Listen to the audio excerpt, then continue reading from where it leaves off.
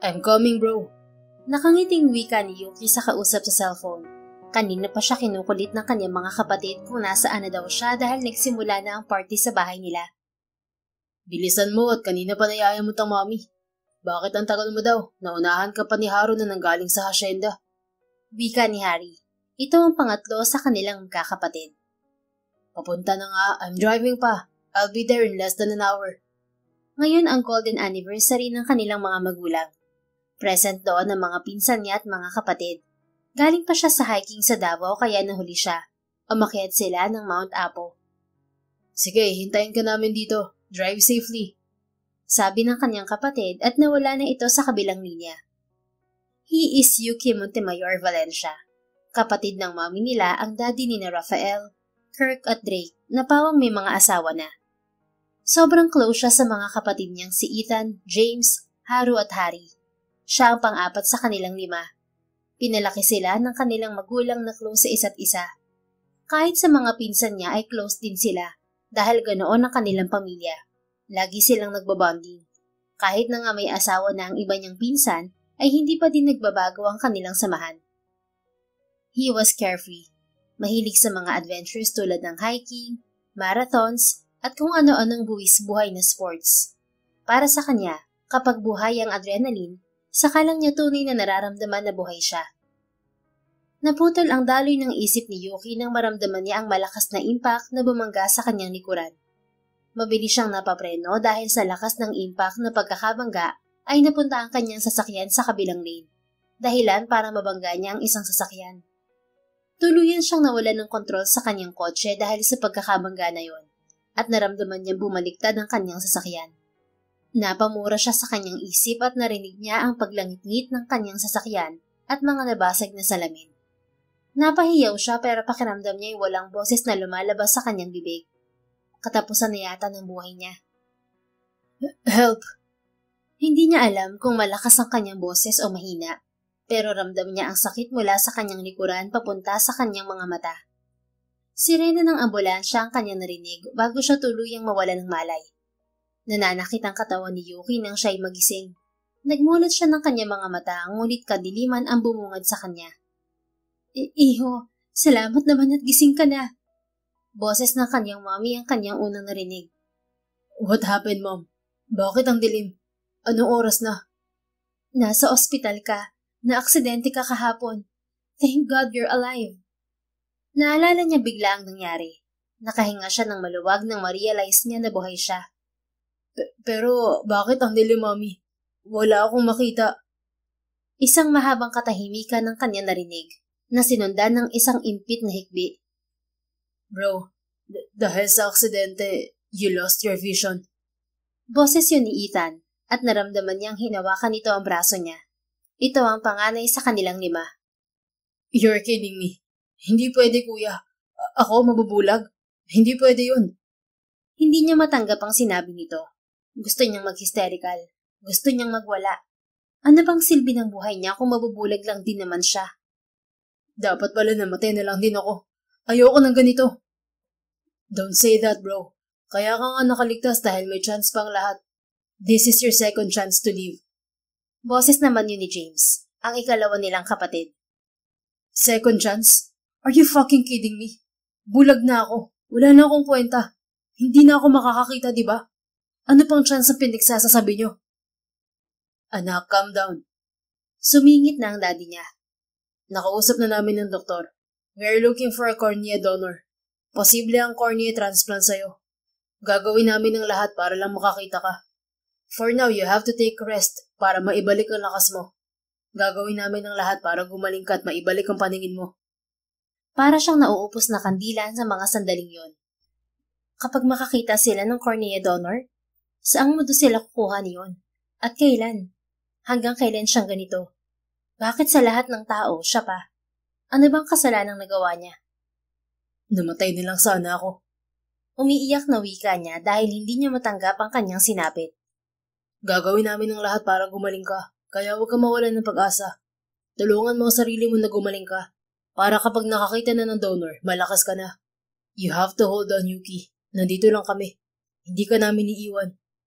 Ano ni Haru sa kanya, ito ang kanilang bunso. Alam niyang kompleto ang pamilya niya sa tabi niya, pero masama pa rin ang loob niya sa nangyari sa kanya. Hindi niya matanggap. Hindi na niya nagawang magsalita dahil kahit ano pa ang sabihin niya, ay iisa lang ang katotohanan na meron siya ngayon. Bulag na siya.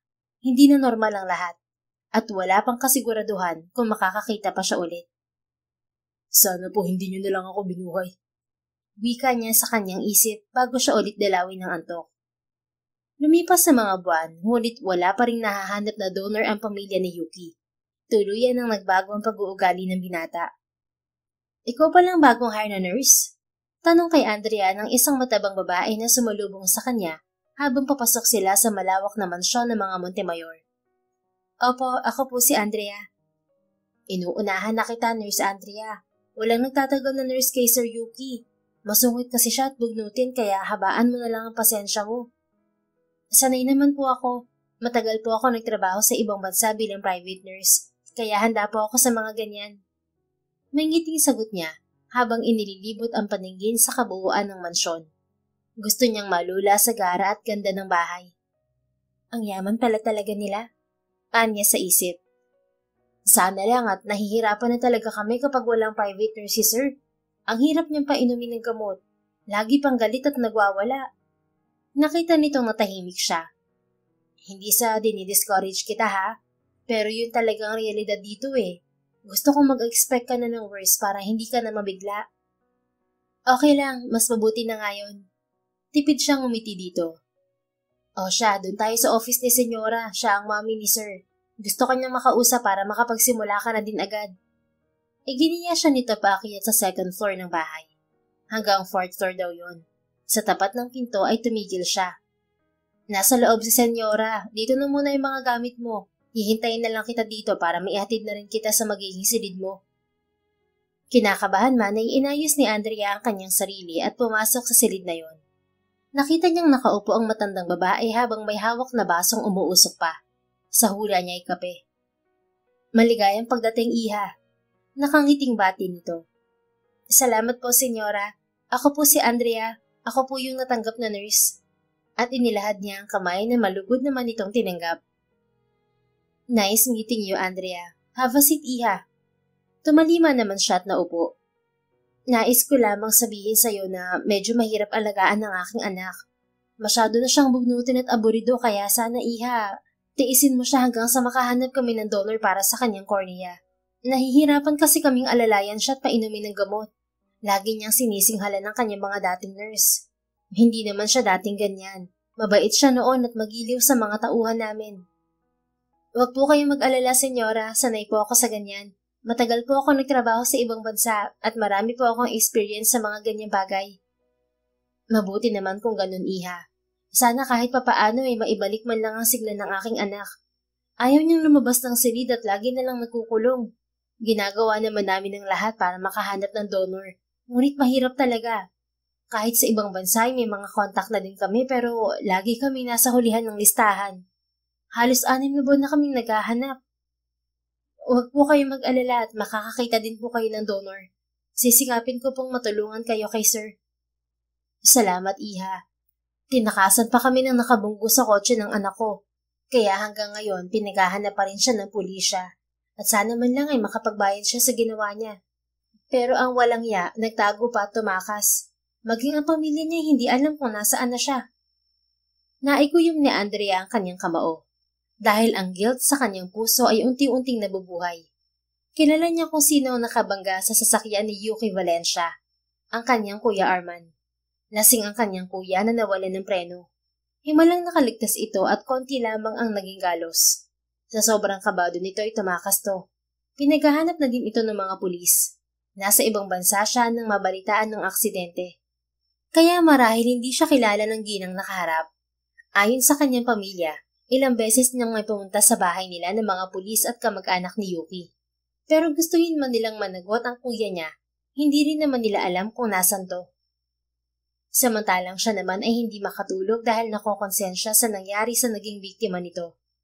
Nalaman pa niya ang kalagayan ni Yuki Valencia at kung paano ito nag-iba simula nang mangyari ang aksidente. Kaya naman kahit na maayos na ang trabaho niya sa UK bilang isang nurse ay napilitan siyang umuwi at mag-apply bilang nurse ni Yuki. Gusto niyang makabawi sa pamilya nito at sa binata. Kahit sa ganoong paraan lang ay mabawasan ang kanyang guilt sa ginawa ng kanyang kapatid. Makakamit din po ninyo ang hustisya para sa anak niyo, senyora. Sana lang, iha. At sana ay maibalik na din ang paningin ng aking anak. Sa araw-araw na nakikita ko siyang ganyan ay akong nahihirapan. Sana man lang ay bumalik ang sigla niya. Ako pong bahala. Gagawin ko pong lahat para kahit papaano, hindi na magmukmuk si sir. Makakaasa po kayo doon, senyora. Salamat. O siya, magpahinga ka muna. Bukas ka na lang magsimula para makapag-adjust ka muna ngayon. Sige po, salamat din po. At lumabas na siya ng silid na yon. Nandoon na rin ang sumundo sa kanya kanina. Dinala siya nito sa magiging silid niya. Ang kabilang silid, yan ang silid ni Sir Yuki. Kapag may kailangan ka, dito ka lang sa intercom magsalita. Maririnig ka namin sa baba. Good luck, girl. Sana lang talaga ay magtagal ka dito para hindi na mahirapan si senyora. Sisikapin ko magtagal dito. Anya sa babae at nagpaalam na rin dito. Inayos na muna ni Andrea ang kanyang gamit at ang kanyang magiging higaan. Tama nga si senyora. Kailangan na muna niya ng pahinga para may energy siya bukas. Kinabukasan, maaga pa lang ay inayos na niya ang mga magiging gamot ni Yuki at ang magiging agahan nito. Dahil nasa waiting list pa ito ng National Eye Bank, kailangan panatilihin din na maging healthy ito at under maintenance din ng gamot dahil kailangang healthy ito para maiwasan ng komplikasyon. Dala ang ibang gamot para sa maintenance ni Yuki ay kumatok siya sa silid nito. Hindi siya nakakuha ng sagot. Kaya pinihit na lang niya ang pinto. Hindi naman yun nakalock, kaya siguro ay okay lang na pumasok siya. Pagpasok ni Andrea ay muntik na siyang mapasigaw nang makita niyang nakahiga sa ibabaw ng kama si Yuki. Nakadapa ito at hubot-hubad. Mabilis siyang tumalikod nang makita niyang gumalaw ito sa ibabaw ng kama. Nagpatay malisya siya. Good morning po, sir. Dala ko na po ang agahan niyo at ang gamot niyo. Can you hand me my boxer? Opo, sir. Sagot niya at nakita niya ang nakakalat na boxer nito sa sahig. Pervert pa yata ang lintik. Hiyaw niya sa isip. Ito na po, sir. Hindi pa rin siya makatingin sa ginagawa nito. Are you enjoying the view, miss? Nakakalokong tanong pa nito sa kanya. Nakatalikod po ako, sir. Oh, I see. Sagot lang nito sa kanya. Nang sa tingin niya ay nakasuot na ito ng boxer nito ay agad na siyang humarap. Pinasadahan niya ng tingin ng binata. Hindi niya maiwasang hindi mahabag sa sitwasyon nito. Kita niya ang tila paghihirap nito at ang ilang peklat mula sa aksidente. Pero hindi rin niya maikakaila na may itsura ang lalaki. Makinis na makinis ang balat nito. Medyo maputla nga lang pero alam niyang kapag naarawan ito ay babalik ang glow ng balat nito. Singkit ang mga mata nito. Matangos ang ilong at makakapal ang kilay. Bagay dito ang pangalang Yuki. Mukhang Japanese nga ito. Hindi ko kailangan ng awa mo kung sino ka mang bagong nurse. Napapitlag siya nang magsalita ito. Halatang nagalit. Hindi pa ako naaawa sa iyo, sir. Nagdala lang po ako ng gamot at pagkain mo. Ito na po ang breakfast niyo, sir. Nabalitaan ko po na paborito niyo ang daing na bangus. Gumawa din po ako ng special na sausawan. Masarap yan. Ang dami mo namang sinasabi, pero hindi mo pa rin sinasabi ang pangalan mo. Supladong wika nito. Andrea po, dati po akong nurse sa UK. Kumuha siya ng kanin at nilagyan niya ng daing na bangus at isinubo niya sa lalaki. Masarap po to, sir. Hindi ako bata. Huwag mo akong subuan. Nito, isinubo naman ang ibinigay niya. Ako na po ang bahala para mabilis po tayo at nang mainom niyo ng gamot niyo. Hindi ako paralisado, Nurse Andrea. Akin ang pagkain. Naiinis na wika nito sa kanya. Ika-guide na lang po kita. Yun naman dapat ang ginagawa mo. Hindi yung ginagawa mo akong imbalido. Paningin lang ang nawala sa akin, pero kung ituring mo ako parang wala na akong silbi. Hindi naman po sa ganun, sir. Ito na po, kumain na kayo mag-isa. Iniabot niya dito ang kutsara, saka itinutok yun sa kanin at ulam.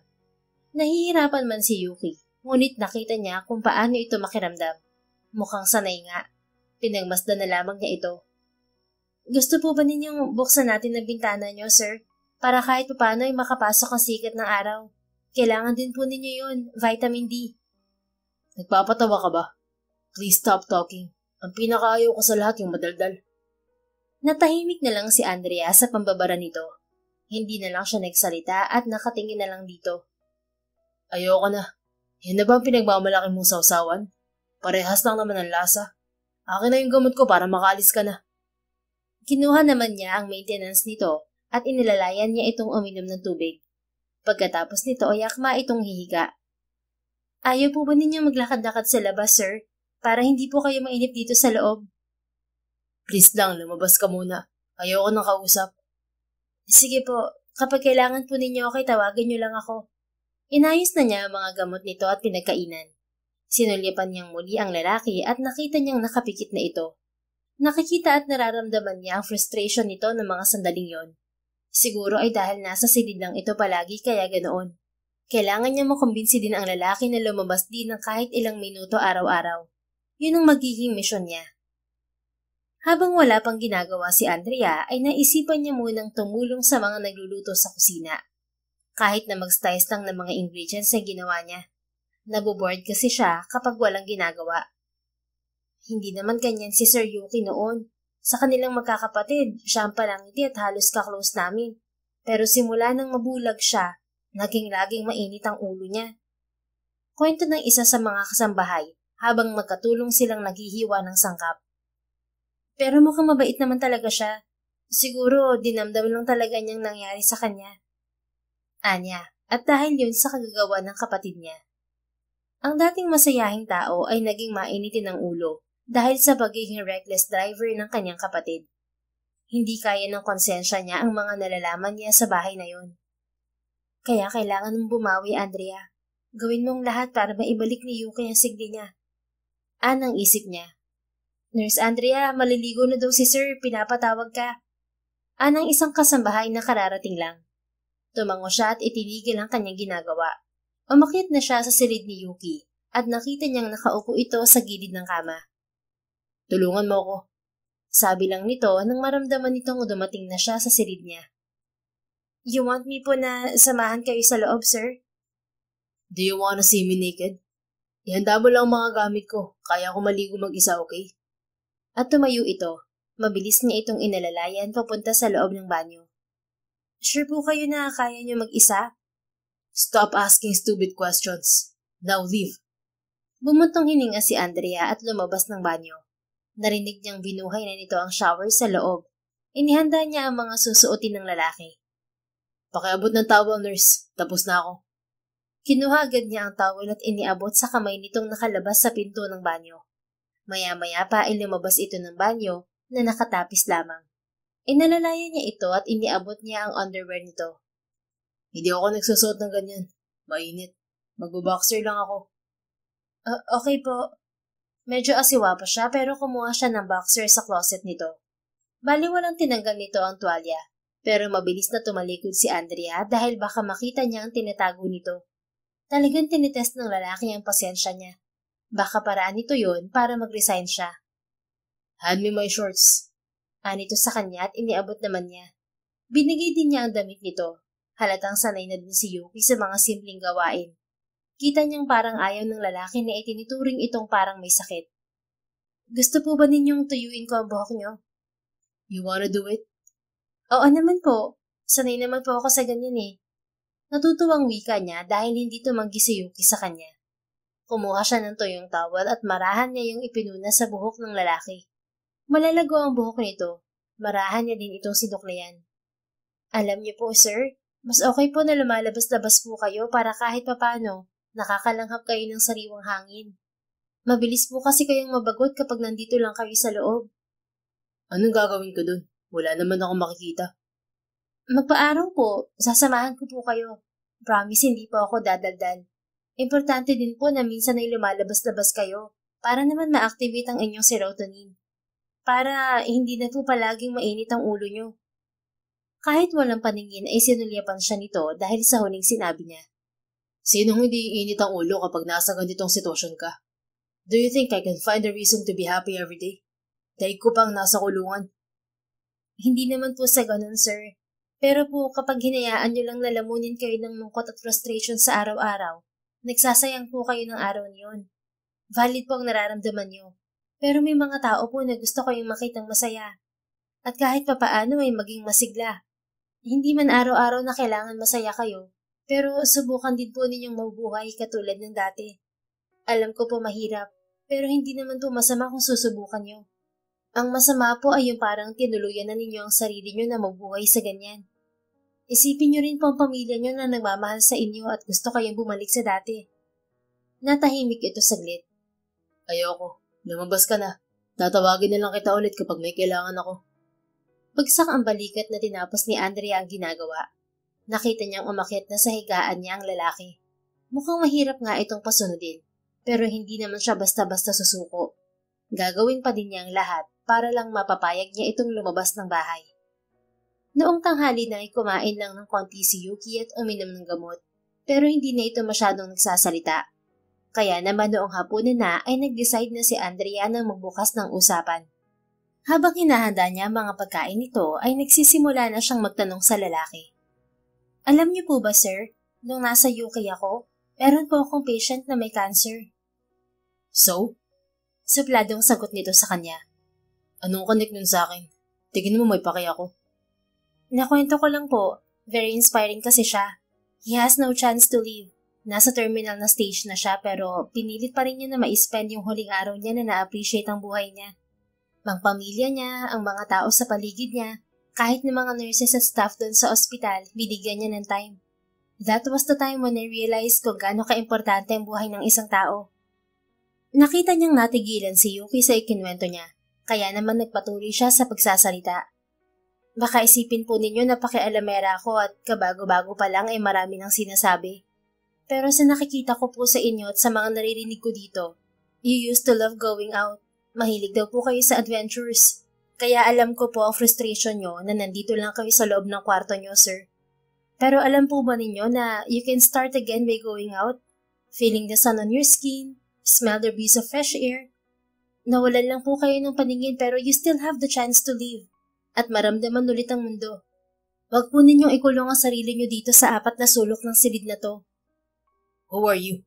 I mean, bakit hindi ka katulad ng mga nauna kong nurse? Bakit silang bilis nilang sumuko sa akin?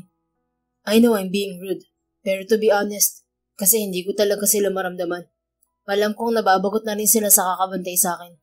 Kahit malaki ang sahod, alam ko namang nakakapagod bantayan ng isang bulag na katulad ko. Ako nga hirap na sa sarili ko. Paano pa kaya ang ibang tao? I'm not invalidating your feelings, Sir Yuki. Alam ko pong normal yan. Pero hanggang kailan niyo po balak manatili sa ganitong estado? You asked me who I am. I am someone who knows my job and someone who understands you. Hindi pa po ito ang katapusan. Maybe, just maybe, this is the start of something new. Baka sa pagkawala ng paningin niyo, mas makita niyo kung sino talaga ang mga taong naging mata niyo. Habang hindi pa kayo nakakakita. And I'm willing to help you, sir. Pero kailangan niyo rin pong tulungan ang sarili niyo. Tahimik si Yuki. Marahan itong kinapa ang hangin hanggang sa mahawakan ng kamay ni Andrea. Nagulat siya pero hindi niya binawi agad ang kamay nito. Who are you? Bakit ang bait mo sa akin, Nurse Andrea? Bakit mo natitiis ang ugali ko? Kinabahan siya dahil mukhang malakas ang senses ng lalaki. Pero hindi naman siya nito kilala. Walang nakakakilala sa kanya doon dahil nagbalit din siya ng apelyido bago siya nag-apply para hindi mahalata ang kapatid niya ang nakabangga dito. Ginagawa ko lang po ang trabaho ko, sir, dahil alam ko po ang pinagdadaanan niyo. Sa ilang taon kong pag-aalaga sa mga katulad niyo, ramdam ko na po kayo. Sometimes, kailangan lang talaga nating tanggapin ang mga bagay na hindi na natin mababago para makapagsimulang mabuhay muli, kahit iba ng mundong ginagalawan natin. Natahimik ito, ngunit hawak pa din ang kamay niya. Nakatingin siya doon. Nararamdaman niya ang tila maliliit na boltahe ng kuryente na naglalanda sa kamay nito patungo sa kanya. I hope you're being true, Andrea. I am, sir. Hindi ko po kayo lolokohin. Napalunok siya ng sunod-sunod at tumango lang dito. Marahan niyang binawi ang kamay niya at pinainom niya ng gamot ang lalaki. Have some rest, sir. Bukas ay maaga po tayo maglalakad-lakad sa garden niyo. Deal po natin yan, ha? Okay, thank you. You're welcome po, sir. Good night po. At iniligpit na niya ang ilang mga pinagkainan nito. Lumabas na siya ng silid ni Yuki na may mga ngiti sa labi. Hindi maintindihan ni Yuki ang nararamdaman niya sa bago niyang nurse. Parang may kakaiba dito na hindi niya mawari. Bakit parang ang bait nito sa kanya? Hindi katulad ng mga ibang naunang nurse niya na mabilis sumuko. Yung iba pa nga ay nagagalit din sa kanya. Alam niyang nagiging rude siya sa mga ito pero parang pinaramdam ng mga ito na talagang pabigat siya at itinuturing siya ng mga ito bilang isa lang talagang alagain. And he hated that. Parang pinamumukha ng iba sa kanya ang kakulangan niya. But this new girl, she is something. May kakaiba dito na hindi niya kayang ipaliwanag. Parang determinado ito na alagaan na siya na ewan ba niya? Parang feeling niya kilala siya nito pero imposible naman. And he likes her smell. At ang lambot ng palad nito ay may kakaibang hatid sa kanya. Why are you extra caring to me, Andrea? Tanong niya sa kanyang sarili. Simula nang mangyari ang aksidente, halos lahat ng tao sa paligid ni Yuki ay nag-iba ang pakikitungo sa kanya. Parang sobrang mag-alaga ang mga ito. Kapag ganoon ay mas ramdam niya na pabigat siya. And he always feel depressed dahil alam niyang wala pa rin kasiguraduhan kung may ibabalik ang paningin niya. Makakita man sila ng donor, hindi niya alam kung magiging matagumpay naman ang operasyon. Lahat ay nasa alanganin. Hindi nga niya alam kung hanggang kailan siya sa kadiliman. Nakatulugan ni Yuki ang pag-iisip sa kanyang buhay. Nagising siya sa mahinang pagkatok mula sa kanyang pinto. Narinig niyang bumukas yun. Good morning po, Sir Yuki. Narinig niyang magiliw na bati sa kanya ni Andrea. Gising na po ba kayo? Morning. Mahinang usal niya sa kamarahang bumangon. Maganda po ang araw ngayon. Bumangon na po kayo at maglalakad po tayo sa labas habang hindi pa mainit ang sikat ng araw. Tapos doon na din po kayo mag-breakfast sa lanay. Mas masarap kumain kapag presko ang hangin. Okay, let me do my morning routine first and then bababa tayo. Talaga po? Sasama na kayo? Sige po, tara. Aalalayan ko na po kayo papunta sa CR. At naramdaman niyang lumapit ang dalaga sa kanya. Inalalayan siya nito papunta sa CR. Pagkatapos niyang gawin ang kanyang morning routine, ay inalalayan naman siya ni Andrea palabas ng silid niya. Nakakapanibago para sa kanya ang gagawin niyang yun. Ilang buwan din siyang nasa silid lang niya at lumalabas lang kapag may mga follow-up check-up at pagkatapos ay magkukulong din siya agad sa kanyang kwarto. Pero ngayon ay lalabas siya. Magbe-breakfast pa roon. Hindi rin niya maintindihan ng sarili kung bakit sumusunod siya sa nurse niya. May kakaiba sa kanya na hindi niya mapangalanan. Dahan-dahan lang po, sir, ah. Anito habang inaalalayan siya pababa ng hagdan. Why am I nervous? Relax lang po. Tiyak ko matutuwa ang mami niyo kapag nakita niya kayong bumababa tapos naglalakad sa labas. Ang kabang nararamdaman ni Yuki ay nababaliwala dahil sa tila excited na boses ni Andrea. Parang pinaparamdam sa kanya ng dalaga na normal lang yon. Kahit para sa kanya ay bago na ulit ang mga bagay na yon. We are here! Nararamdaman niyo po ba ang sikat ng araw, sir? Hindi siya agad nakapagsalita. Kahit wala siyang nakakita, ramdam niyang nasa labas siya. Nararamdaman niya ang sikat ng araw, ang pagdampi ng hangin sa kanyang balat. Oh, this is good. Hindi niya mapigilang sambit. Kahit halos kadiliman ang nakikita niya ay parang nararamdaman niyang may mga matang nakatingin sa kanya. Are you looking at me, Nurse Andrea? Opo, sir. Nakakatawa lang po na makita kayong dinadama ang kapaligiran. Parang biglang nagkakulay ang balat niyo. Hindi na po kayo maputlang tingnan. I used to hike and do nature tripping. Gusto ko na nadarama ko ang nature. Kaya it really pains me that I lost my sight at hindi ko na makikita ang kapaligiran. Gawin niyo pong motivation yan para mas lalong pagsikapan na maging healthy. Para mas mabilis po ang pagaling niyo. You have reasons to live, kaya huwag mong kakalimutan yon. Thank you, Andrea. Yun lang ang nasabi niya at parang otomatikong hinawakan siya ng dalaga sa braso niya. Dinaman niya ang pang-umagang araw at pakiramdam niya ay na-energize na siya. Dagdag pa ang nararamdaman niyang init mula sa kamay ni Andrea. Buhay na buhay ang pakiramdam niya ng mga sandaling yon. Nakatingin lang si Andrea kay Yuki ng mga sandaling yon. It really pains her to see him embracing the environment. Nararamdaman niya kung gaano ito ka-connected sa paligid nito. Ganoon siguro talaga ang mga adventurous. Para itong isda na naibalik na sa tubig. Let's go! Let's have some breakfast, sir. At dinala niya ito sa lanay. Gusto niya ang pagkakahawak ni Yuki na parang napaka-dependent nito pagdating sa kanya. And she loves it. Siguro ganoon talaga siya by nature kasi nga nursing ang naging kurso niya. Ano ba ang breakfast natin? We have omelette and inihaw na talong and tilapia, sir. You like them, right? Yes, ginutom ako bigla. Sa unang pagkakataon ay nasilayan niya ang ngiti ng binata. Her heart skipped a beat. Tumigil ka nga, Andrea. Nandito ka para sa isang misyon. Tandaan mo yan. Saway niya sa kanyang sarili. Pero kahit nasawayin naman niya yon, hindi niya mapigilang humanga kay Yuki. Gwapo ang binata. Natural lang naman yun siguro. Inihanda niya ang pagkain nito at sinubuan niya to. Take this, sir. Masarap talaga magluto si Ate Gina, no? Anya ng kainin nito ang isinubo niya. Ang sarap. Yeah, she's the best. By the way, I never had the chance to say sorry sa'yo noong mga nakaraang araw. Hindi lang ako sanay sa genuine na pakikitungo sa akin. Kaya akala ko katulad ka din nila. Wala yun, naiintindihan kita. Ang mahalaga, you did your first step. Lumabas ka sa silid mo at nandito ka ngayon. Kalimutan na natin yun. Nandito lang ako para alalayan ka, sir. You're an angel, Andrea. Thank you. Para namang tumaba ang puso niya dahil sa sinabi ni Yuki. Yun naman ang mahalaga, di ba?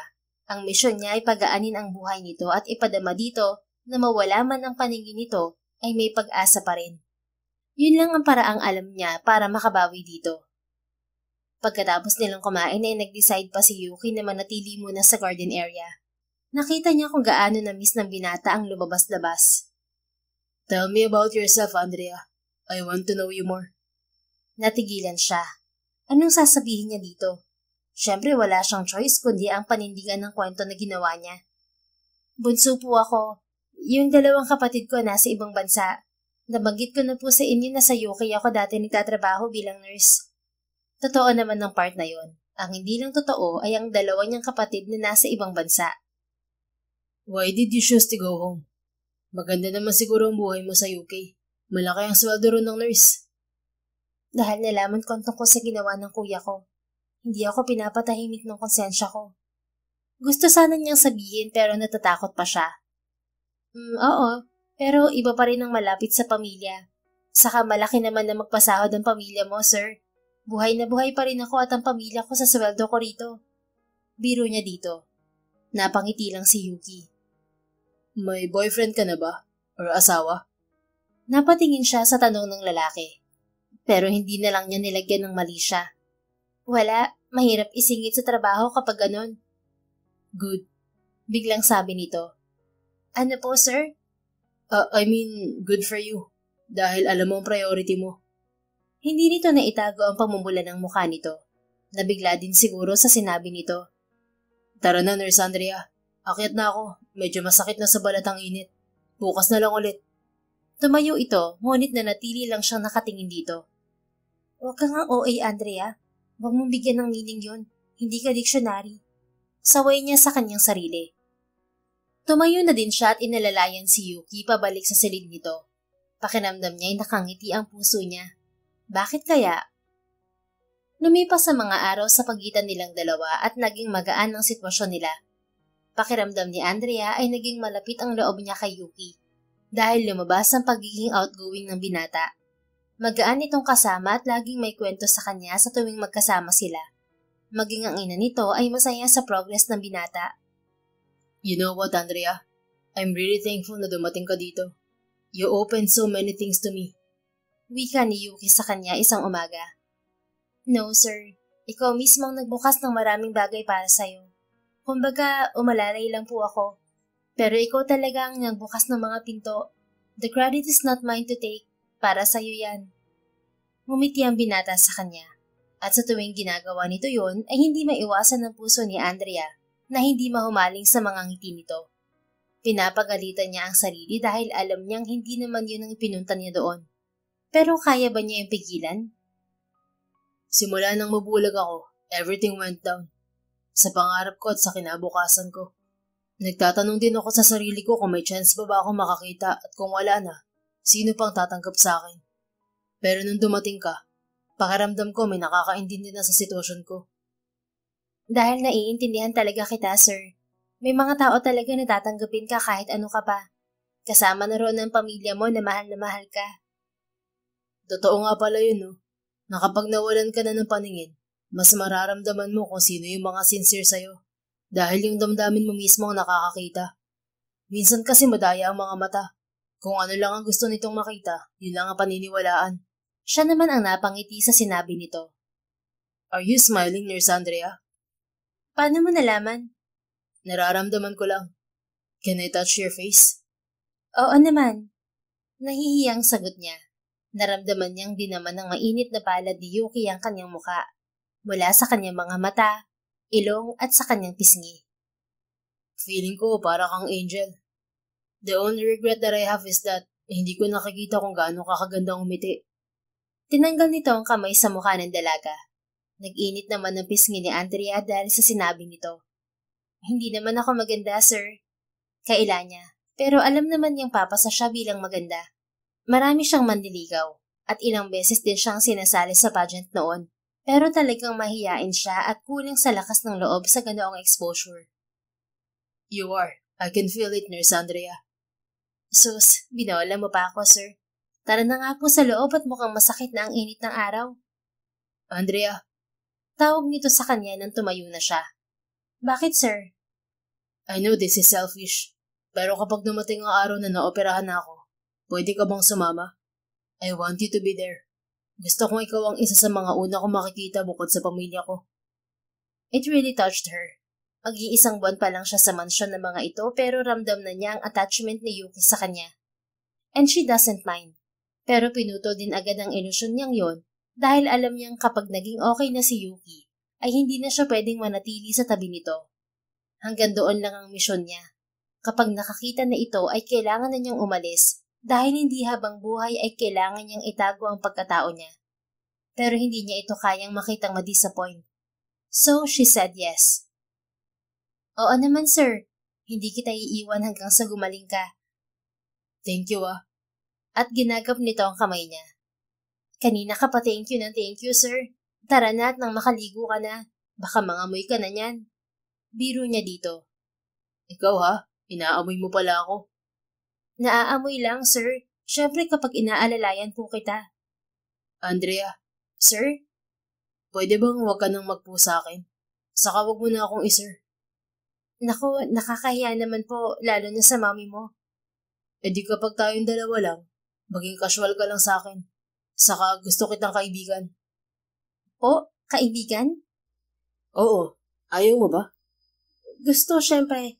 Sige, kapag tayo lang dalawa, hindi na ako magsisir at po. Good. Tara na. At inilalayan na niya ito patayo. Bumalik na sila sa silid nito. Kinagabihan ng araw na yon ay daladala ni Andrea ang pagkain at mga gamot ni Yuki. Pagpasok niya doon ay nakita niyang nakatalukbong sa comforter nito ang binata na mukhang nilalamig. Agad niya itong nilapitan. Sir Yuki, okay ka lang? Agad niyang dinama ang noon nito. May lagnat ka? Okay naman ako kanina pero nito mga bandang hapon na bigla akong gininaw. Agad niyang kinuha ang thermometer at chinek ang temperature ng binata. Nagulat siyang mataas ang lagnat nito. Nasa 40 na. Anya at agad na kinuha ang pagkain nito. Mabuti na lang at mainit na sabaw ang dala niya. Inalalayan niya si Yuki na itaas ang higaan nito para makakain ito ng maayos. Kumain ka muna para makainom ka ng gamot. Kumuha siya ng sabaw at konting kanin saka isinubo dito. Naubos nito ang sabaw at tagaktak ang pawis nito. Pinunasan niya ang pawis ng binata. Nanginginig pa rin ito. Gusto po ba ninyong punasan ko ang katawan ninyo ng maligamgam na tubig para po maging presko ang inyong pakiramdam? Is it okay? Oo naman, huwag ka nang mahiya. Mainit pa din ang katawan mo eh. Tumango lang ito. Kumuha si Andrea ng maliit na towel saka kumuha ng tubig sa CR nito. Nilagay niya sa maliit na balanggana. Hubarin mo ang damit mo at basa ng pawis. Anya. Bago niya ito pinunasan ng towel na may maligamgam na tubig, ay pinunasan muna niya ng tuyo na towel ang katawan nito. Hindi niya mapigilan na pasadahan ng tingin ng katawan nito. Nagiinit ang mukha niya habang nakatingin sa kabuuan ng binata. May bakas pa rin ng peklat doon sa hinang aksidente. Nakonsensya na naman siya at naawa kay Yuki. Matapos niyang punasan ng pawis nito, ay sinunod naman niyang punasan ng maligamgam na tubig ang katawan nito. Para kahit papaano ay hindi na ito makaramdam ng alinsangan. Pero habang pinupunasan niya ito ay biglang hinawakan ni Yuki ang mga kamay niya. Andrea. Paanas na wika ng binata. Bakit? May masakit ba? Gusto mo bang dalhin na kita sa ospital? Wala. Wag na. Dito na lang ako. Ayoko sa ospital. Sabi nito, ngunit nakita niyang sunod-sunod na napalunok ang binata. Sige, tatapusin ko lang itong ginagawa. Pero hindi na niya natapos ang sasabihin nang bigla siyang hilahin ni Yuki. Natumba siya sa ibabaw ng binata. It's really frustrating that you're touching me. And I can't do anything, Andrea. Anito, bigla siyang nailang sa posisyon nila. Sir Yuki, may lagnat po kayo. Parang ewan na wika niya. Magagalit ka ba kung sasabihin kong halikan mo ko? Napatingin siya sa mga labi nito. Wala sa sariling napalunok siya. Pero sir... Pero ano? Dahil ba bulag ako? Hindi sa ganoon. Nag-aalala siya para sa kanyang sarili. Dahil konti na lang at bibigay na din siya. Hindi permanente ang pananatili niya sa buhay ni Yuki kaya hindi siya pwedeng tuluyang mahulog dito. Yes, she's attracted to him. Pero pinipigilan niya ang puso niya dahil alam niyang hindi pwede. Alam niyang pagkatapos ng lahat, kamumuhian siya nito at ang buo niyang pamilya. Pero ano? Answer me please. Bakit gusto mong halikan kita? Sa halip ay tanong na lang niya. Dahil gusto ko. Pero natatakot ako na sabihin sa'yo dahil baka umalis ka. Komportable akong kasama ka, Andrea. Sa buong buhay ko, hindi pa ako nagaganito sa ibang babae. Baka nadadala ka lang ng sitwasyon natin, Yuki. Ikaw ba? Tatanungin kita. Kahit konti ba wala kang nararamdaman sa akin? O kung meron man, awa lang ba yun? I like you pero mahirap ang sitwasyon ko. Pero hindi mo pa ako tuluyang kilala, Yuki. Sagutin mo lang ang tanong ko.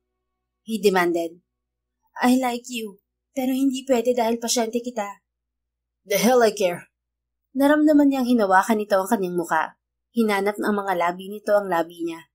Gusto man niyang pumalag, ngunit nang lumapat na ang labi nito sa labi niya, ay para na siyang nawala ng kontrol sa sarili niya.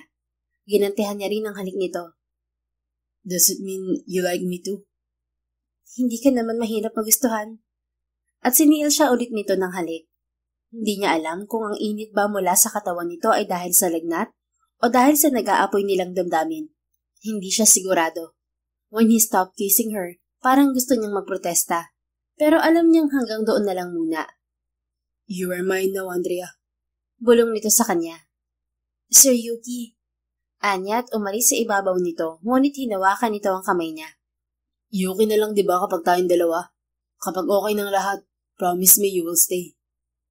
Tanungin mo ulit ang sarili mo kung gusto mo pa rin ako kapag nakakita ka na. Baka nadadala ka lang sa sitwasyon natin.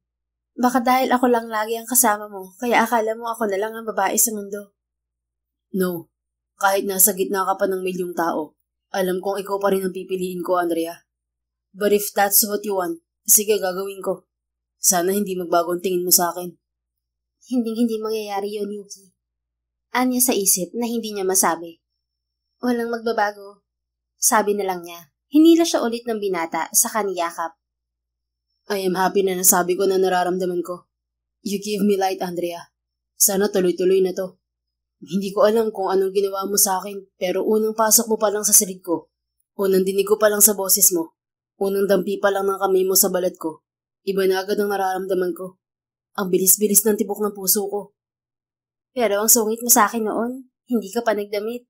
Paalala niya rito. Tumawa ng malakas si Yuki. Sorry about that. Paraan ko lang yun para itaboy ang mga nagiging nurse ko.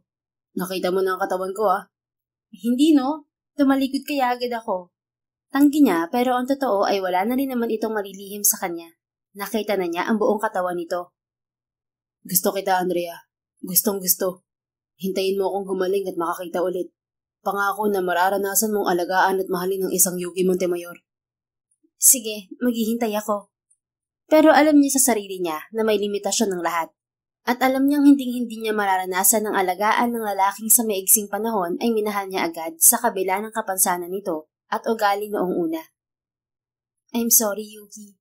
I'm sorry kung sa ganito pa tayo pinagtagpo. Wika niya sa isip habang dinadama ang mainit na yakap ng binata. Pagkatapos ng pangyayaring yon, ay parang nagkaroon ng pagkakaunawaan sina Andrea at Yuki. Mas malapit na silang dalawa. Pilit mang iniiwasan ni Andrea ang nararamdaman niya para sa binata, ngunit hindi niya yun kayang pigilan, lalo na't araw-araw silang magkasama at pinaparamdam ng binata sa kanya na importante siya rito. Nurse Andrea, tumawag na ang Eye Bank of the Philippines. Bungad sa kanya ng mami ni Yuki pagkababa niya mula sa kanyang silid. Ano pong sabi, senyora? Meron ng donor para kay Yuki. Salamat naman sa Diyos. Naiiyak na wika ng ginang. Napatda naman siya sa kanyang kinatatayuan at hindi niya maintindihan ng nararamdaman ng mga sandaling yon.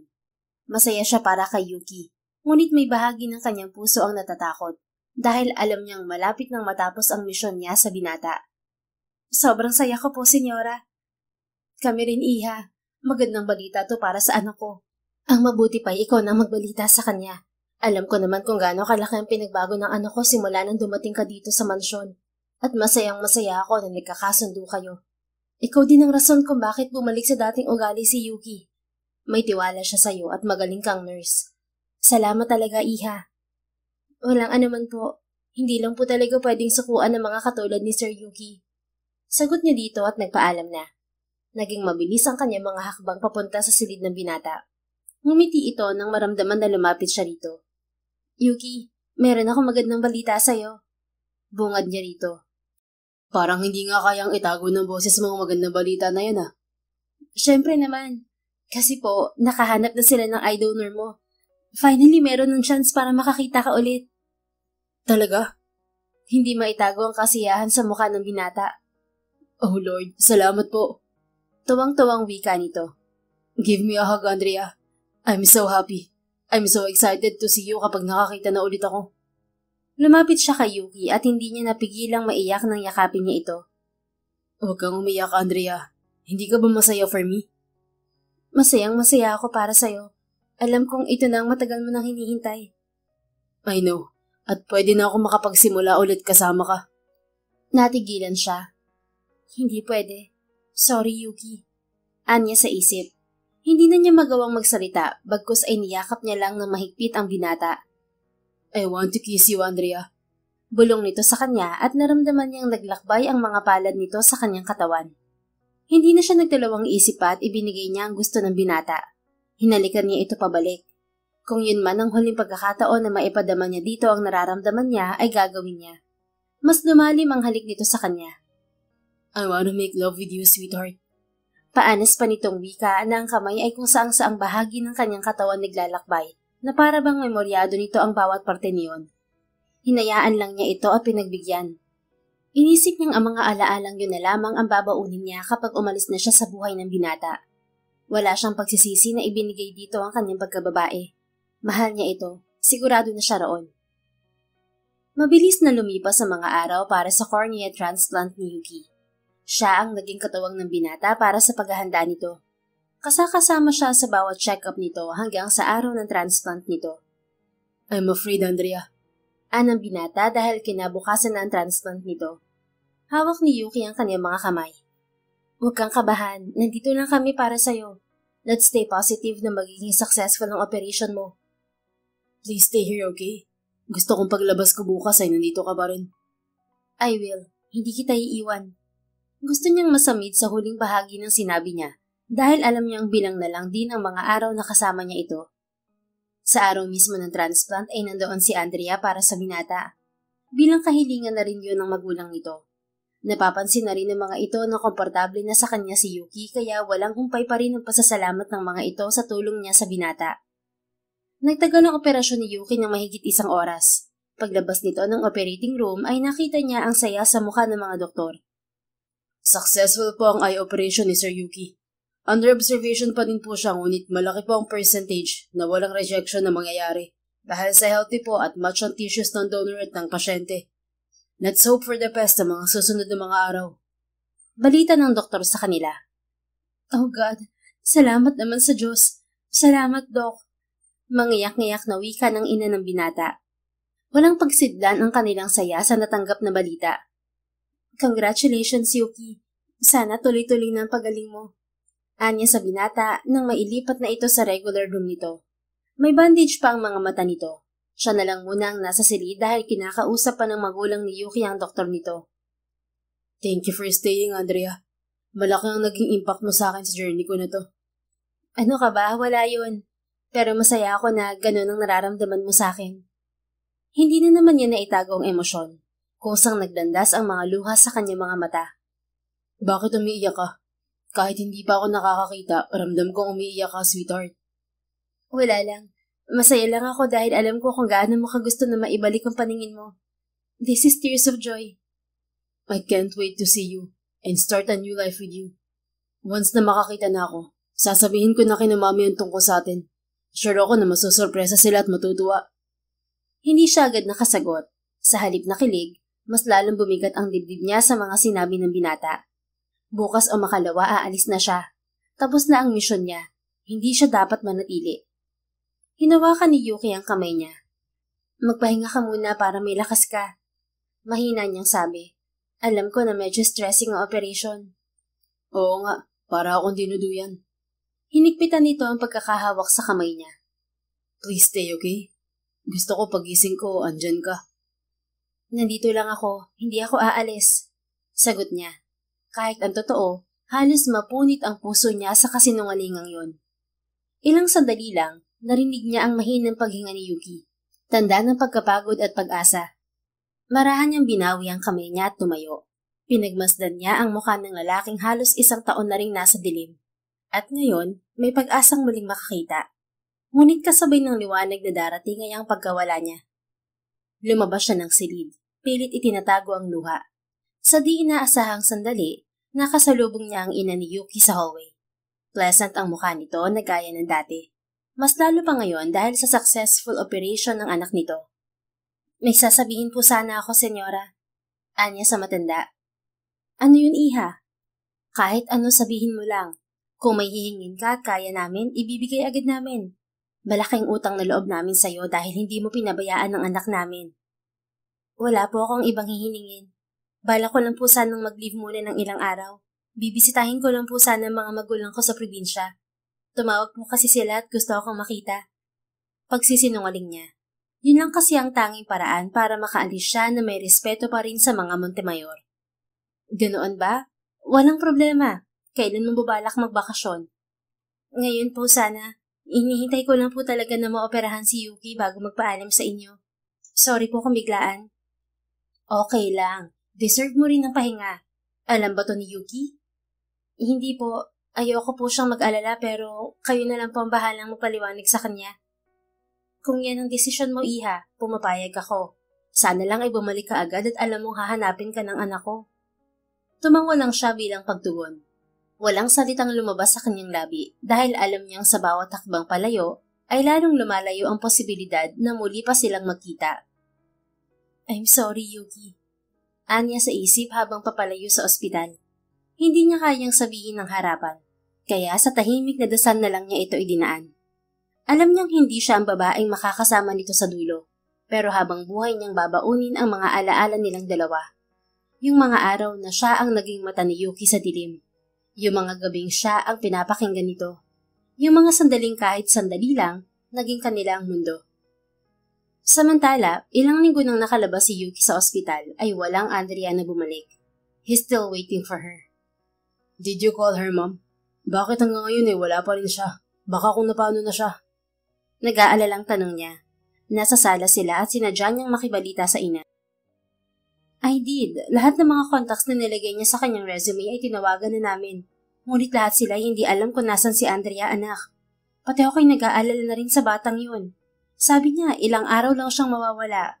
Yung address niya sa files niya, pinacheck ko na rin pero wala raw Andrea na nakatira doon. Kaya nakakapagtaka. Puno ng pag-aalala sila Yuki habang iniisip ang dalaga. Bakit to umalis? Bakit hindi man lang to nagpaalam sa kanya? Paano na kung nakidnap ito o may nangyaring masama? Huwag ka mag-alala, iho. I will find her. Gagawin namin ang lahat para mahanap si Andrea. You don't have to worry too much. Baka makasama yan sa'yo. Ang pagpapagaling mo, intindihin mo. Tumango siya dito dahil alam niya kung ano ang maaaring maging epekto ng stress sa kanya, lalo na't kaka-opera pa lang niya. His eyes were improving. Tuloy-tuloy lang ang kanyang follow-up check-up at lahat ay positibo ang resulta. Habang wala pa si Andrea ay kumuha muna ng ibang nurse ang mommy niya, pero lalaki na ang pinakuha niya. Pero sa kabila ng magandang nangyayari sa mga mata niya, ay hindi mawala sa isip niya si Andrea. He wanted to share this journey with her. Malaki ang naging papel ni Andrea sa lahat ng nangyari sa kanya. Please come back, Andrea. Naghihintay ako sa'yo. Bakit ngayon mo pa kailangang umalis kung kailang maayos ng lahat? Pero walang Andrea na nagpakita sa kanya, lumipas man ang mga taon. At kahit saan niya ito hanapin ay hindi niya mahanap ang taong ayaw nang magpakita sa kanya. Ginawa na niya ang lahat, pero hanggang doon lang din talaga siguro sila. Si Andrea ay naging parte na lang ng kanyang alaala. Alaala na puno pa rin ng maraming katanungan. After 4 years, hindi na mapakali si Andrea at puno na ng takot ang kanyang puso. Nawawala ang kanyang 3 taong gulang na anak. Nakawala ito sa pagkakahawak ng kanyang personal nanny na si Nanette. Nasa Borough Market sila sa London ngayon para gumala. Iniwan niya saglit ang dalawa dahil may binili siyang paborito nilang tinapay. Pero dahil sa mahaba ang pila ay natagalan siya at pagbalik niya ay nakita niyang umiiyak na si Nanette. Nakawala daw sa pagkakahawak nito ang kanyang anak na si Julia. Yes, nagbunga ang pinagsaluhan nila ni Yuki. Nalaman niyang buntis siya noong nakabalik na siya sa London. Yun talaga ang plano niya. Pagkatapos ng mission niya kay Yuki, babalik siya sa trabaho sa UK bilang nurse. Anytime naman ay pwede siyang bumalik sa ospital na pinagtatrabahuhan. At yun ang ginawa niya upang mas madali siyang makamove on sa lalaking naging malaking parte ng buhay niya. Ngunit hindi pala niya ito makakalimutan dahil sa bunga ng kanilang pagmamahalan. Malapit na siyang maging hysterical dahil hindi na niya alam ang kanyang gagawin. Her daughter is only 3 years old. I'm sorry po ate. Talagang hindi ko po napansin na nakalayo na po pala si Julia. Wika ng Pinay na yaya ni Julia.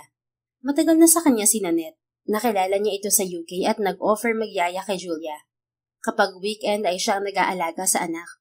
Wala naman si Nanette. Sumasideline ito kapag weekend. Stop crying. Hindi makakatulong yan sa atin para mahanap siya. Tara na, maghanap na lang tayo.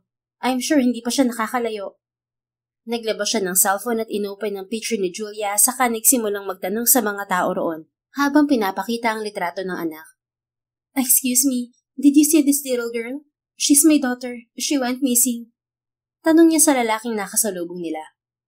I'm sorry, I haven't seen her. Saad nito at nilampasan nila. Pumunta na tayo sa mga pulis. This is hopeless, sa dami ng tao dito, mahihirapan tayong hanapin siya.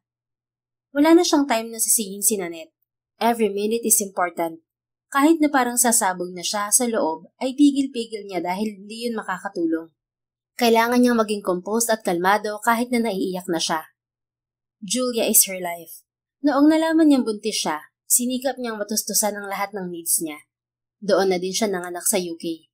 Wala na rin ng kuya niya. Nalaman niyang bago pa pala maoperahan si Yuki ay namatay ang kuya niya dahil sa depression. He took his own life. Sunod-sunod ang naging dagok sa kanilang buhay. Pero wala siyang choice kundi ang lumaban. Hindi na siya nagpakita pa ulit kay Yuki.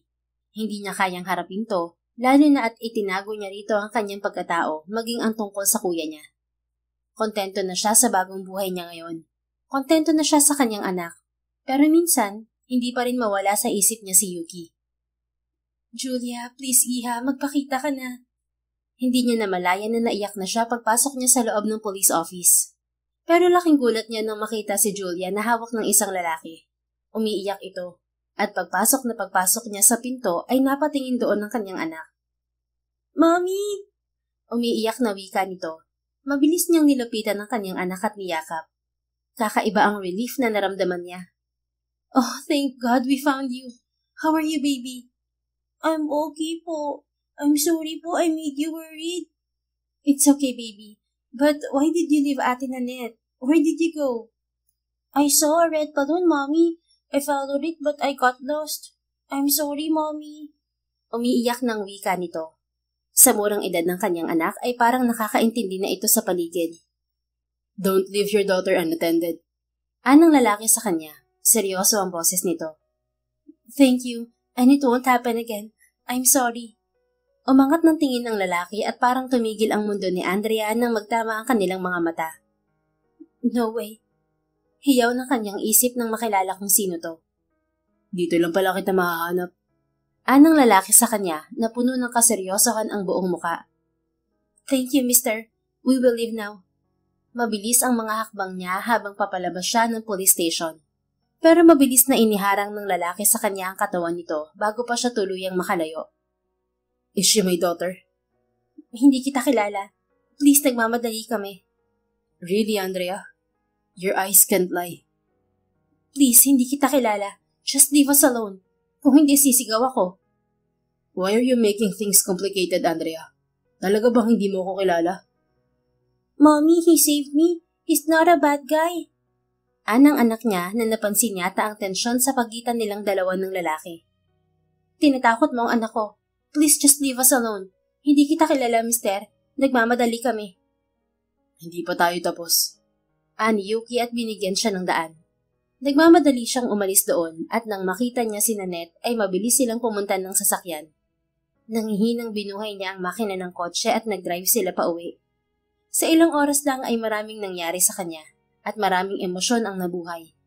Hindi niya namalayan na nagmamaneho na pala siya na umiiyak. Buti na lang nasa backseat si Nanette at Julia. Bakit ka pa nagpakita?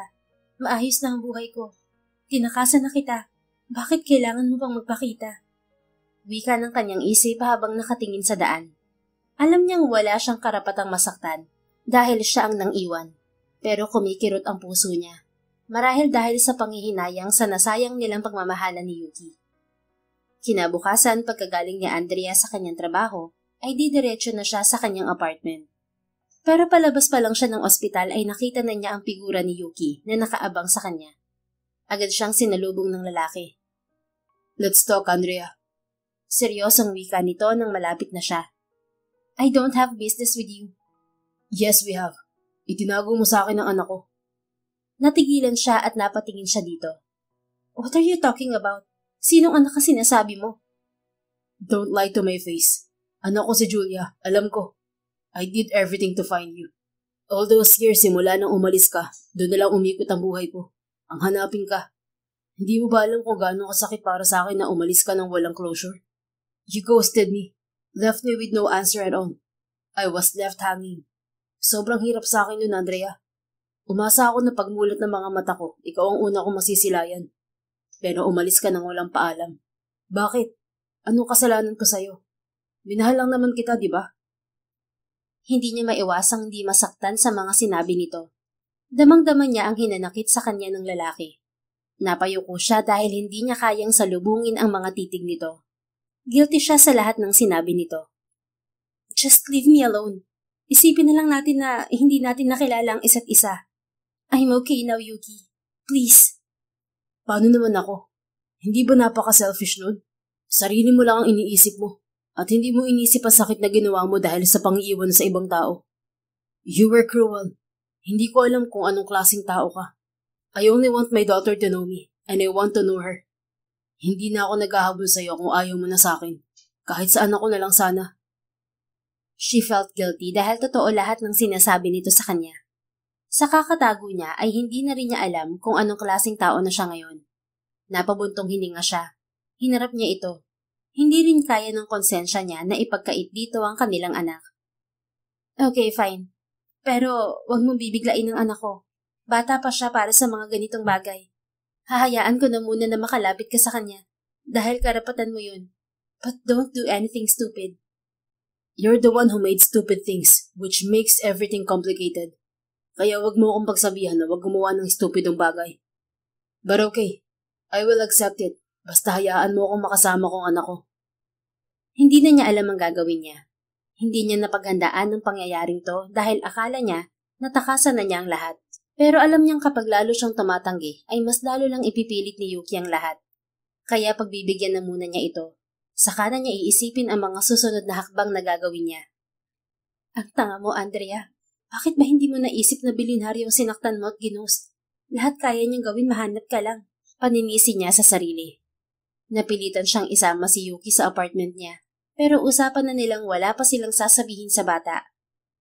Looking at Julia made him realize what he had been missing all these years. Gusto niyang magalit kay Andrea pero hindi yun ang tamang lugar para sumbatan ng babae. Noong nakita niyang umiiyak ang bata sa Borough Market, he had soft spot on her. Pero hindi niya alam na anak na pala niya ang nakita niya. Wala kasing nakalap na picture ng anak nila ang kanyang investigador. Kaya hindi niya kabisado ang mukha ni Julia.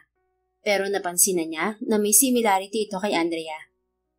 Nung araw na yun ay si Yuki na ang kusang nagdala sa bata sa presinto at nag-report. Hindi rin niya maintindihan ng sarili niya na nung makita siya ng bata, ay agad naman itong sumama sa kanya at tumahan. This is the second time we see each other, Sir my savior.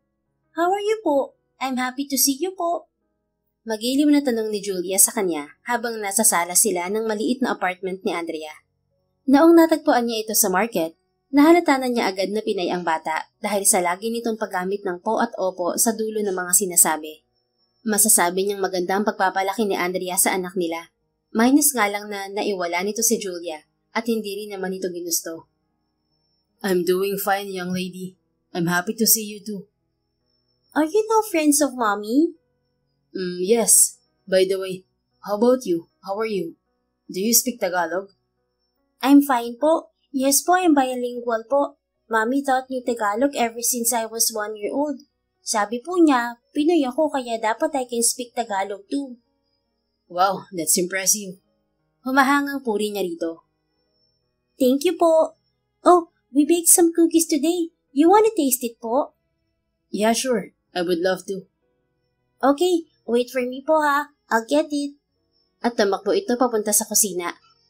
Kahit na 3 taong gulang pa lang ay magiliw at maliksi na si Julia. Gustong-gusto na niya itong yakapin. Gusto niyang bawiin ang mga taon na nawala sa kanilang dalawa. Sa loob ng 4 na taon ay walang tigil niyang hinanap si Andrea. Pero naging mailap to sa kanya. Yun pala ay dahil hindi totoong apelyido ang ginamit ng babae. Nalaman ng private investigator niya ang totoong pangalan nito nang makita ang records ng ticket nito sa airport. Pareho ang pangalan, magkamuka pero hindi magkaapelyido. That was 1 year ago. Doon nagsimula ang leads nila at kung paano niya natunto ng babae. Nalaman niyang nasa London ito at may anak pero walang asawa. He calculated the time when they made love. Sakto ang timeline. At tama rin ang private investigator niya. At nang makumpirma na si Andrea nga ang babaeng nang iwan sa kanya, agad siyang nagpunta sa London para harapin to. He admit, mas lalo siyang humanga rito nang makita niya ito sa personal. Hindi siya nagkaroon ng pagkakataon na makita ang mukha ni Andrea nung magaling na siya. Pero base sa pinakita ng investigator niya na picture nito, kinumpirma ng mommy at daddy niya na si Andrea nga ang natunto ng investigador niya. Kaya hindi na siya nagdalawang isip na pumunta ng London.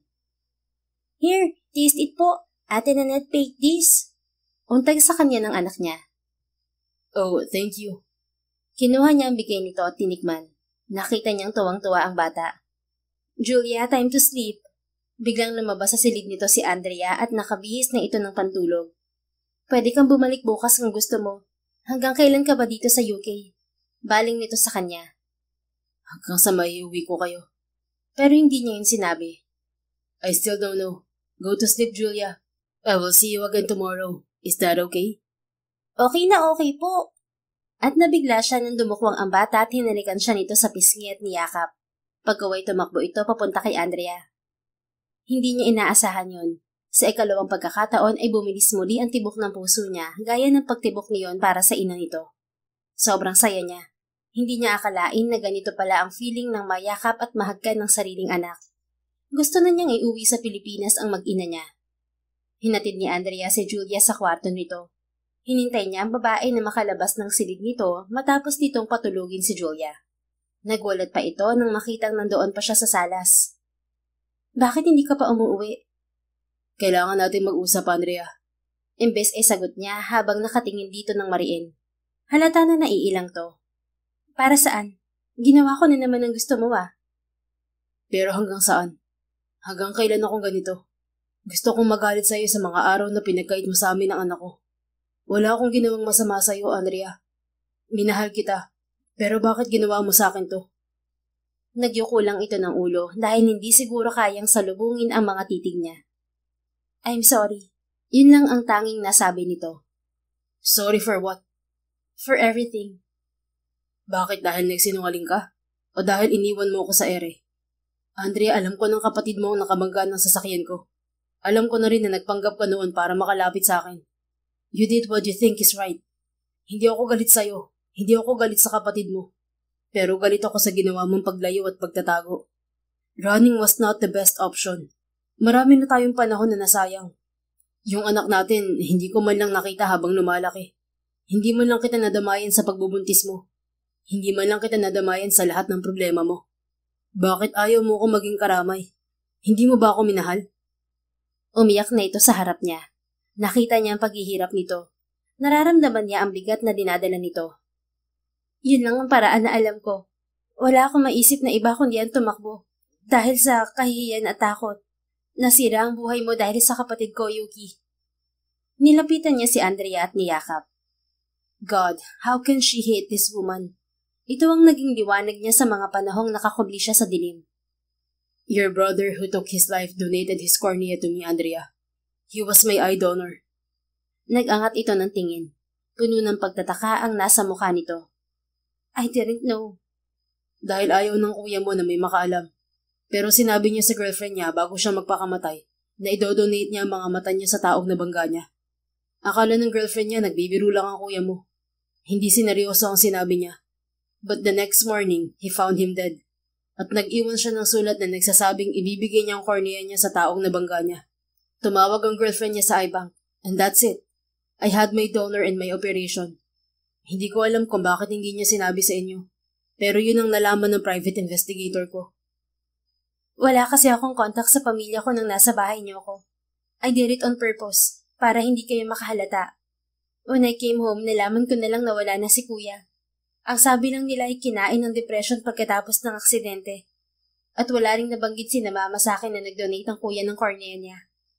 Grabe ang pagsisisi ko. Ang guilt na dala ko. Mas ginusto ni kuya na magpakamatay kaysa makulong. Ni hindi man lang kami nakapag-usap. Ni hindi ko man lang nasabi sa kanya na bumubuti ng kalagayan mo. Kung nakausap ko man lang sana siya, hindi siya aabot sa ganun. Hey, don't blame yourself, Andrea. It's his choice. Kung ako man ay nagsisirin at naawa sa kanya. Kung hinarap lang sana niya ng maayos si na Mommy, hindi sana niya kailangan magtago at kitilin ng sarili niya. Pero wala na tayong magagawa. Siya ang pumili ng landas niya. Pero pinapatawad ko ng kuya mo kahit noong hindi pa siya nagpapatiwakal. Di ba ikaw ang nagturo sa akin na tanggapin ko ang kapalaran ko? Yun ang ginawa ko kaya napatawad ko siya. I'm sorry, Yuki. Hindi ko alam kung saan magsisimula noon. Gulong-gulo ako. Nalaman ko pang buntis ako kay Julia. I needed to fix things on my own. Hindi ako pwedeng maging mahina. I'm sorry I messed up everything.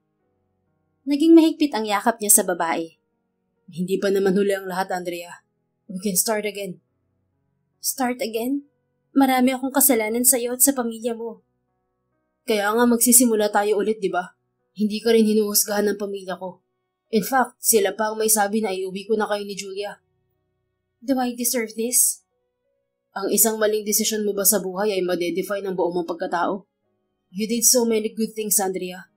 Hindi na yun kayang tabunan ng mga iilang maling nagawa mo sa buhay. Ready naman ako na tanggapin ka ulit eh. Actually, kahit kailan naman ay hindi kita inalis sa buhay ko.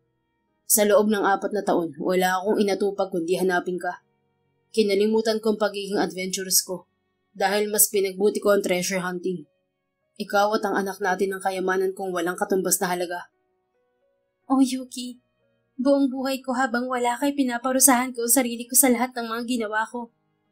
Hindi na ngayon. Itatama natin ang lahat ng yun. And he kissed her. Passionately. Lahat ng mga nawalang araw sa pagitan nila ay ibinuhos niya sa halik. Gumante rin si Andrea sa ganoong intensidad. Lumipas man ng ilang taon sa pagitan nilang dalawa, isa lang ang hindi nagbago. Ang nararamdaman niya para dito. Nakatingin si Andrea kay Yuki habang magkatabi silang natulog. Sa apartment na niya nagpalibas ng gabi ang lalaki. Kahit anong pigil niya sa kanyang sarili, ay alam niyang hindi naman siya magtatagumpay. She was longing for him. I'm sorry for all those years that I took from you and our daughter. Huwag mo nang isipin yun. Ang mahalaga ay kung anong meron ngayon. You're back to me. Hindi na kita pakakawalan pa. At niyapos niya ito. Nung makakita ako ng liwanag, ikaw agad ang hinanap ko. Pero wala ka na. Nagalit ako, oo. Pero nung makita kitang ulit at ang anak natin, ano pang saysay ng galit ko? Kaya nga kita hinanap dahil gusto kong magsimula tayo ulit. Sa puso ko, hindi pala ako galit. Mas nangungulila ako sa iyo, Andrea. Hinawakan nito ang mukha niya. I'm always longing for this. Yung mahawakan ka at makita ang mukha mo. This is surreal. Doon ay boses mo lang ang naririnig ko pero ngayon, nahahawakan at nakikita na kita na mas malinaw pa sa 2020 vision ko. Salamat sa kuya mo, umabot tayo sa ganito. Why didn't you give up on me, Yuki? Masyadong matagal ang 4 na taon para panatilihin mong mahal ako. Pwede kang bumalik sa dati mong buhay pero bakit hinanap mo pa ako? I don't know. Siguro dahil sa lahat ng mga babaeng nakilala ko, ikaw ang kakaiba. Minahal kita sa panahon na kulang ako at madilim ang lahat sa akin. Ikaw lang ang tanging liwanag na meron ako noon. You loved me at my worst, and when I had my best, wala ka na. I want to love you again and again, Andrea. Ngayong buo na ako. Wala na siguro akong mamahalin na ibang babae na katulad ng pagmamahal ko sa'yo. Kaya sabi ko sa sarili ko, hahanapin kita kahit sa dulo pa ng mundo. Noong una gusto ko lang ng paliwanag mo at closure sa atin, kaya gusto kitang makita. But in the end, na-realize ko na hindi pala talaga kita kayang mawala sa buhay ko. Kaya hinanap kita. She was touched. She cried again. Hindi niya alam na sa kabila ng lahat ay matatagpuan niya ulit ang pag-ibig na yon. Akala ko wala na akong pag-asa na makita ka ulit, Yuki. Inisip ko na kasalanan ko lahat ng to. Kung ano man ang nangyayari sa akin, kasalanan ko. I don't deserve your love because I ran away. Pero ikaw ang bumalik. Ikaw ang lumapit. Sino ako para tanggihan ng kaisa-isang taong minahal ko at nagbigay sa akin ng isang Julia? Because we deserve a second chance, and I wouldn't waste it, Andrea. Let's not waste it. Ngayon pa na may anak na tayo. Yes, Yuki. Hindi na natin sasayangin ang pagkakataon na to. I love you, Nurse Andrea. At hinalikan siya nito. And I love you too. Let's go home, sweetheart. Pero may trabaho ako rito, Yuki. I can give you hospital, baby. Kahit ilang hospital pa, sumama ka lang pa uwi. Kayo ni Julia. Isama mo pa pati nani niya. Natawa si Andrea. Tingin ko hindi sasama si Nanette. Marami siyang binubuhay sa Pilipinas. So, uuwi na tayo? Pwede, pero kailangan ko munang ayusin ang lahat dito, lalo na sa trabaho. Maghihintay ako. They made love again like there's no tomorrow. Wala na silang dahilan para patagalin pa ang lahat. They've lost 4 years. Maraming panahon ang kailangan nila para mapunan ang mga panahong hindi sila magkasama. Nang mga sumunod na araw ay pinaalam nila kay Julia ang katotohanan tungkol sa pagkatao ni Yuki. Hindi na nahirapan ng bata na tanggapin ng ama nito dahil magaan na agad ang loob nito kay Yuki and she admires him so much for being her hero and savior. Lalo nang malaman ni Julia na daddy niya ang kanyang hero. Nang maayos ni Andrea ang lahat ng kailangan niya sa UK ay nagdesisyon silang umuwi na ng Pilipinas at magpakasal. Hindi na nila pinilit ang nani ni Julia dahil hindi pa raw ito pwedeng magretiro sa pagiging OFW at marami pang pinaaaral sa Pilipinas. Pagdating sa Pilipinas ay nagsimula sila ulit ng kanilang bagong buhay. Masayang-masaya ang pamilya ni Yuki sa pag-uwi nila, lalo na nang malaman na magpapakasal na sila. Nagsorry siya sa mga ito sa nagawa ng kuya niya kay Yuki, pero wala na raw siyang dapat ihingi ng sorry, lalo't aksidente ang nangyari. Nagkaroon man ng hindi magandang desisyon si Andrea sa kanyang buhay sa pagtalikod kay Yuki, pero hindi naging dahilan yun para hindi sila magsimula ulit. Sa bawat pagkakamali ay nagkakaroon ng pagkatuto. Hindi dapat tinatalikuran at tinatakbuhan ng problema. Bagkus, dapat ito'y hinaharap. Yun ang pinakamalaking aral na kanyang natutunan. Sa kanilang pagsisimulang muli ay nagkaroon pa sila ng isang anak na lalaki. Alam ni Andrea na mahaba pa ang kanilang lalakbayin.